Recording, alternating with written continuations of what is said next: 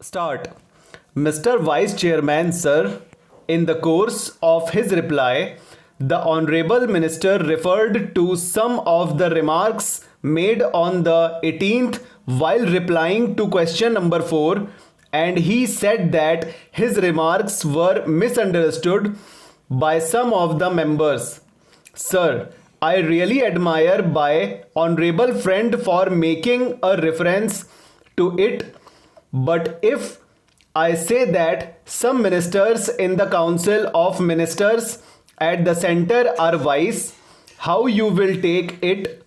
Of course, in his buoyancy, he made that statement.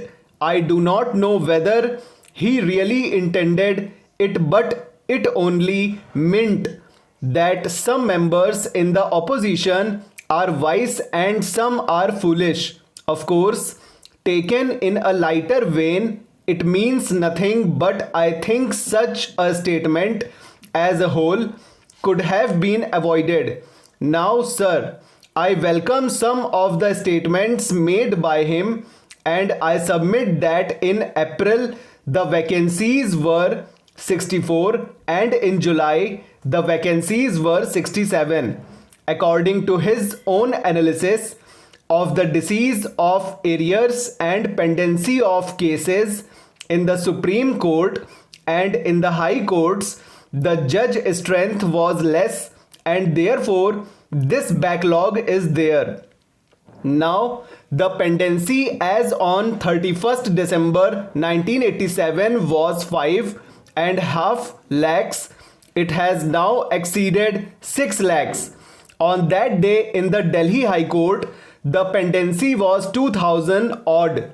Now the pendency is over 25,000. The sanctioned strength of the Delhi High Court is 18 permanent judges and 3 additional judges. The Delhi High Court has 5 service judges, out of whom 2 are from outside. In principle, I have no objection to judges being brought from other states, but of the 5 service judges, at least 2 are to be from outside. That means 3 are from Delhi. The judges from the subordinate judiciary do not get any chance of promotion. I have worked it out and I find that promotion is given to only about 40% of the judges from the service cadre. Therefore, they do not have the necessary incentive. I think something has to be done in this regard also to give proper incentives to the judges from the subordinate judiciary. If among the subordinate judiciary there are efficient and competent people, they should be promoted as High Court judges. Of course, it will boost the morale of these judges. In fact, we have seen that many Supreme Court judges who are doing very well have been promoted from the subordinate judiciary. I would like to give some examples. Judge of the Supreme Court was at one time session judge. Another judge started his career as a subordinate judge. Similarly, my friend started his career as a civil judge. There are many such instances. I could even cite the example of another judge who delivered that famous judgment. He was also a district judge and he was a promotee judge in the High Court. Therefore, my point is sufficient efforts should be made to give incentive to subordinate judiciary.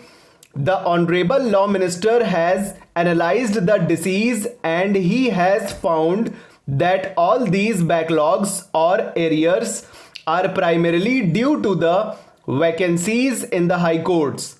He has also said that the judge strength is not as much as it should be, and by way of an example, he said about the Karnataka High Court, where the sanctioned judges' strength is 14 plus 3 additional judges.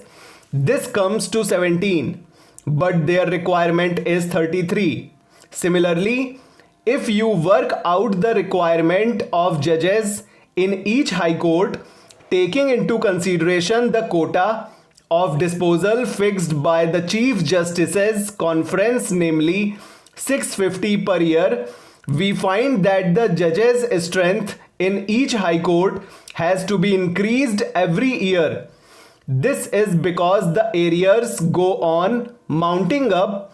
This is a constant problem every year. We cannot go on speaking about this. It is necessary that efforts should be made to tackle this problem of arrears, and this can only be done by appointing suitable number of judges. In this connection, I would like to point out one thing. I could not understand one thing which the Honorable Law Minister said in the course of his answers the other day. He said that proper judges were not appointed. I could not really understand what he meant by the words proper judges. For the appointment of judges, there is a specific provision in the Constitution. Certain minimum qualifications must be there. Firstly, a recommendation is made by the state government in consultation with the Chief Justice of the concerned High Court. Then the appointment is made. All this is known to the Honorable Law Minister. The same procedure has been followed. Therefore, when he made this observation that proper judges were not appointed, I would expect a gentleman like my friend who now occupies the office of the Law Minister not to make such statements which may create confusion in the minds of the people and the House. Full stop, over.